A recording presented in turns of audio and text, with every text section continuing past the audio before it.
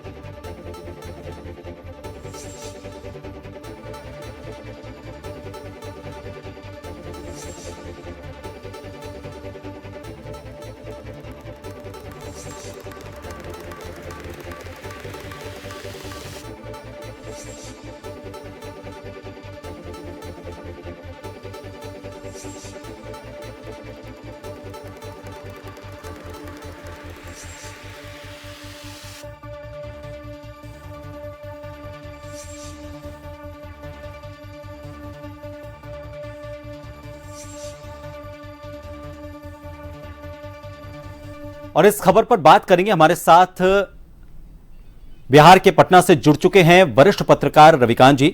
रविकांत जी, देखिए, बहुत देरी से इंतजार किया जा रहा था, सूचियां जारी हो चुकी थी, लेकिन बिहार की सूची पर अभी भी असमंजस जो बना हुआ था वो अब दूर हो चुका है। लेकिन इस सूची में जो नाम है, 71 नाम, उनमें 9 नाम तो ऐसे ही हैं विधायकों के, पूर्व विधायकों के, जिनके टिकट काट दिए गए। कुछ डिप्टी सीएम को मौका तो दिया गया, लेकिन जो लोग आस लगाए बैठे थे उन लोगों को निराशा हाथ लगी।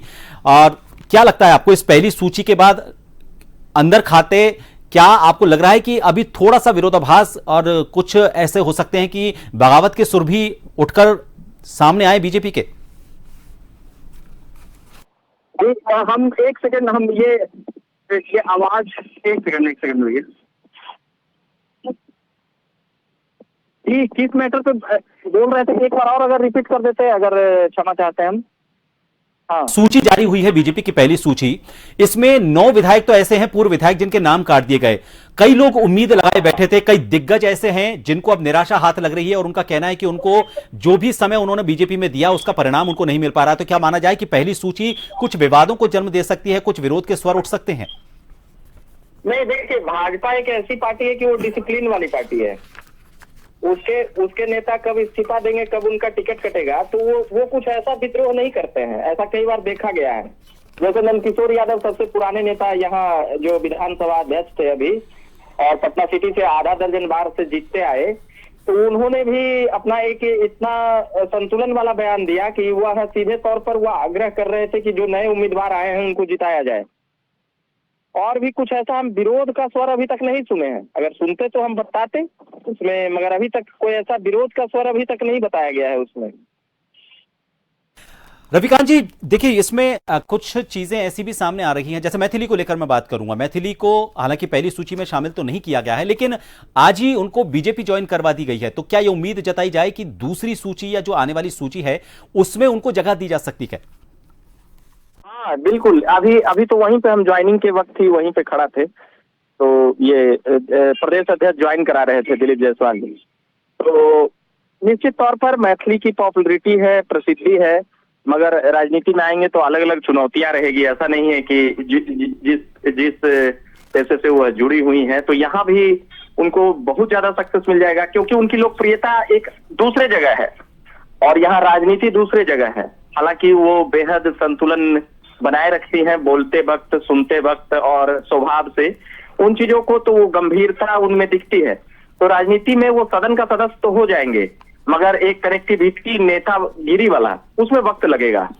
जी रविकांत जी, अभी क्या लगता है आपको, जेडीयू के साथ इनका जो गठबंधन है इस पहली सूची के बाद, उस गठबंधन में मजबूती आपको नजर आएगी या फिर लग रहा है कि कुछ ऐसी चीजें हैं जो इशारा करती हैं कि आने वाले दिनों में इस गठबंधन को थोड़ा सा, उसकी जो चीजें हैं उनको थोड़ा सा कमजोर करती हुई नजर आएंगी?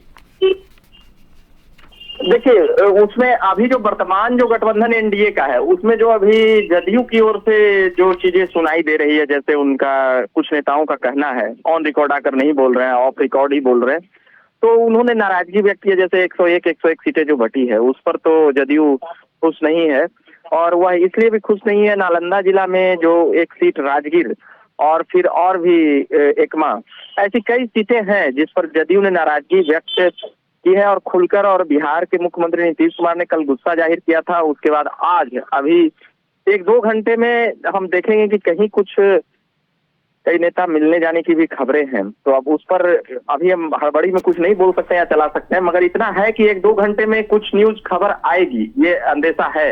जी रविकांत जी, बहुत बहुत शुक्रिया, आपने समय दिया। चूंकि मैं समझ सकता हूं आपकी जो व्यस्तताएं हैं बिहार चुनाव को लेकर, लेकिन आपने समय देकर एक बहुत जो गूढ़ जो आज इस लिस्ट के जारी होने के बाद चर्चाएं हो रही थी उनको आपने थोड़ा सा स्पष्ट किया। बहुत बहुत शुक्रिया हमसे जुड़ने के लिए।